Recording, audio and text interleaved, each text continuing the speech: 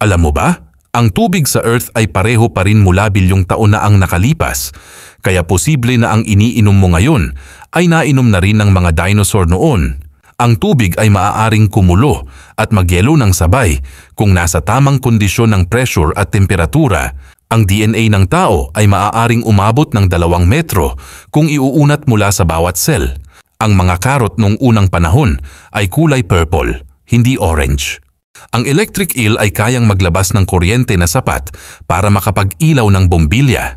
Ang mga hummingbird ay tanging ibon na kayang lumipad pa atras.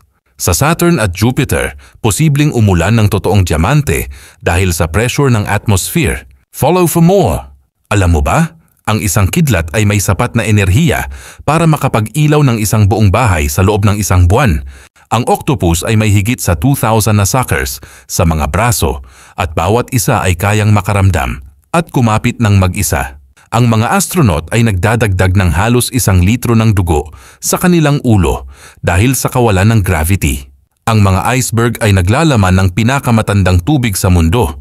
Minsan ay higit sa 10,000 taon na ang tanda.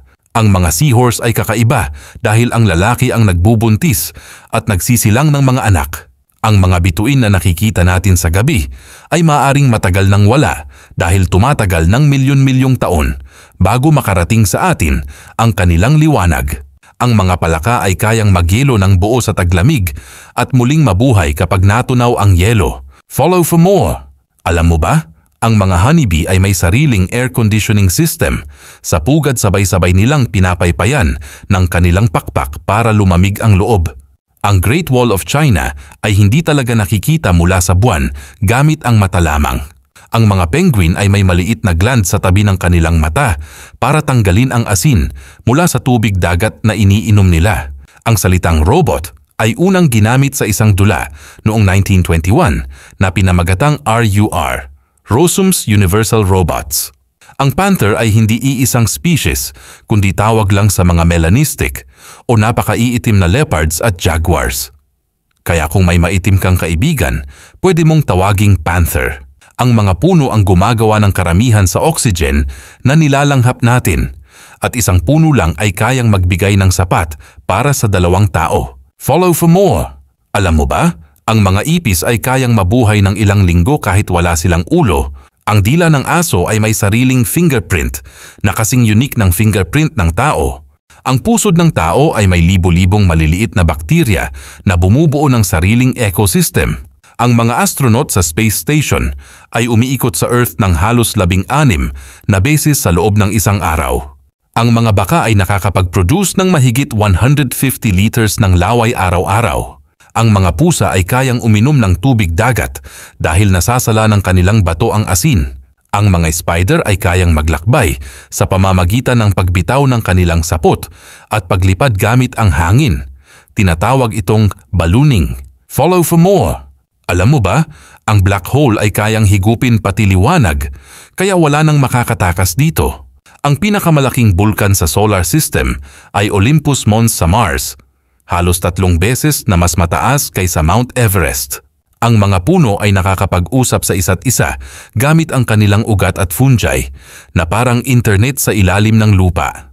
Ang mga pusa ay may kakayahang marinig na mas mataas na tunog kaysa aso at tao. Kaya natutunton nila ang maliliit na hayop na hindi natin naririnig.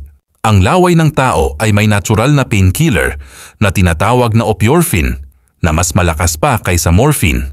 Ang mga isda ay nakakatulog kahit bukas ang kanilang mga mata dahil wala silang talukap.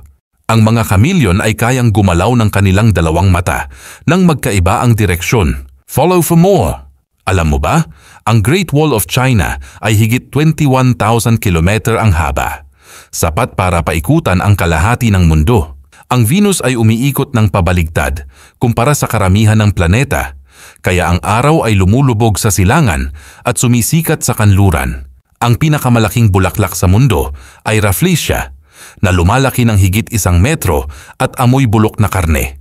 Ang mga puno ng kawayan ay kayang tumubo ng halos 1 metro sa loob lang ng 1 araw.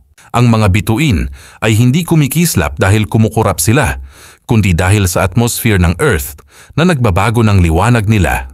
Ang mga dolphin ay may sariling pangalan, kakaibang tunog o whistle na ginagamit para tawagin ang isa't isa. Ang pinakamabilis na ibon sa mundo, ang peregrine falcon, ay kayang lumipad ng higit 300 kilometro kada oras. Follow for more!